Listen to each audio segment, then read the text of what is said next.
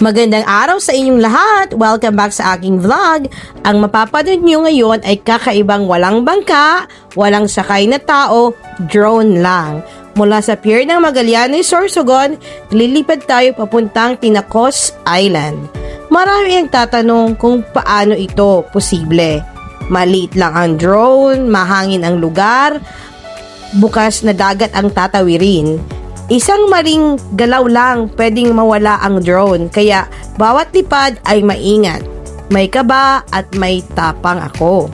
Para sa mga nagtatanong kung gaano kalayo ang Tinacos Island mula sa pier ng Magallanes, malapit lang ito. Makikita ang Tinacos Island diretso sa harap ng pier at ayon sa mga lokal, ilang daang metro lang ang layo nito mula sa baybayin.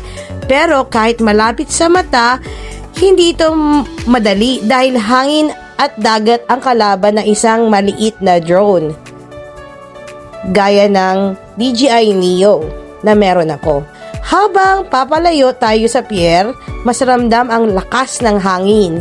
Dito mo makikita kung gaano kaliit ang drone kumpara sa lawak ng dagat, pero tuloy pa rin ang lipad.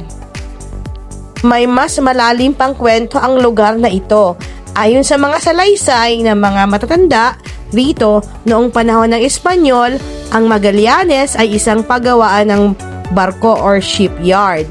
May kwento rin na ang Tinacos Island daw ay bahagi ng isang shipwreck, isang barkong lumubog sa paglipas ng panahon dahil sa lakas ng alon at hangin.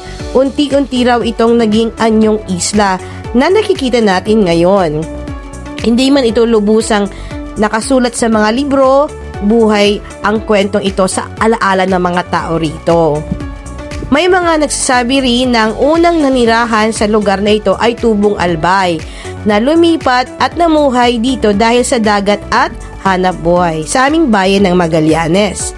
Ang mga kuhang ito ay mula sa Flying DJI Neo drone ko. Hindi lang ito simpleng paglipad, ito ay kombinasyon ng husay, tiyaga at respeto sa kalikasan. At heto na, Tinacos Island, mas lalo itong kahanga-hanga mula sa itaas. Tahimik, payapa at parang may ibinubulong na kasaysayan.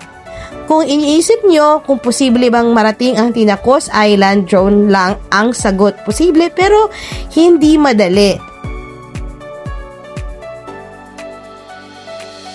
Matapos marating ang Tinacos Island, oras na para bumalik sa pier ng Magallanes.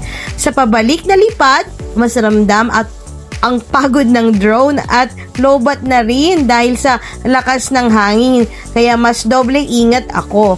Habang papalapit ulit sa pier, para bang bumabalik hindi lang ang drone, kundi pati ang kwento at alaala ng lugar na ito. At ligtas namang nakabalik ang drone ko sa pier ng Magallanes. Isang paalala na kahit maliit ka, kaya mong abutin ang malayo. Kung may tapang, tiyaga at respeto sa kalikasan.